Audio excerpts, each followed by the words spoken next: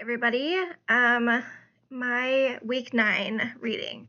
So, the three important ideas that I took out of our reading, the first one was that there was a definite split between the East and the West, between Rome and Constantinople by the 7th century, that they were like not together in this thing anymore.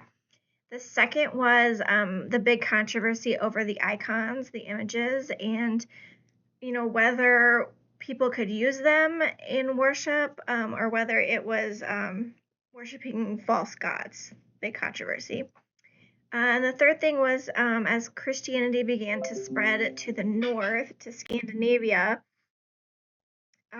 they started to run into the Vikings who were coming into the monasteries that were by the sea or by the oceans and really pillaging them and taking whatever they could. Let's see, the connection that I wrote about was in the Irvin book, where it talks about the Norse settlers. They came gradually at first and mostly without any organized missionary effort. Like they just took it upon themselves to do the thing. They didn't have to have somebody leading them in the faith. And as a church planter, I'm like, wow, that would be amazing if people just saw what you were doing and just went out and did it or just believed. That's pretty cool. Um, let's see, an experience or emotion. I continue to find myself rooting for the women in our stories. So this week I was rooting for Olga, the wife of Igor, the king of Russia, and when he died, her husband died.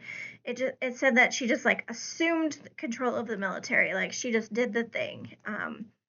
And then even when her son was ready to take over, she was like, "No, I'm gonna stick with you through this thing." So she didn't totally give up power, even to her death. So I mean the death. So it didn't end out great, but I was still cheering for her.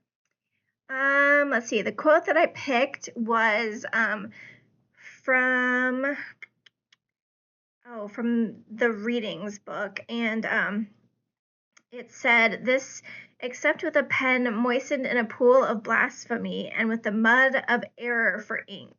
And I was like, whoa, just say what you think. That really depicts how horrible this writing was, or how off center this was, that it didn't really have any truth to it. I thought those words were funny. The couple questions that I had was, first, the concept of, I'm not sure if I'm going to say this right, monothelitism, which was this thought about Jesus just having one energy. And so I'm kind of curious, what does that look like to just have one energy? What does the energy mean? And in the reverse, what would it look like if you had two?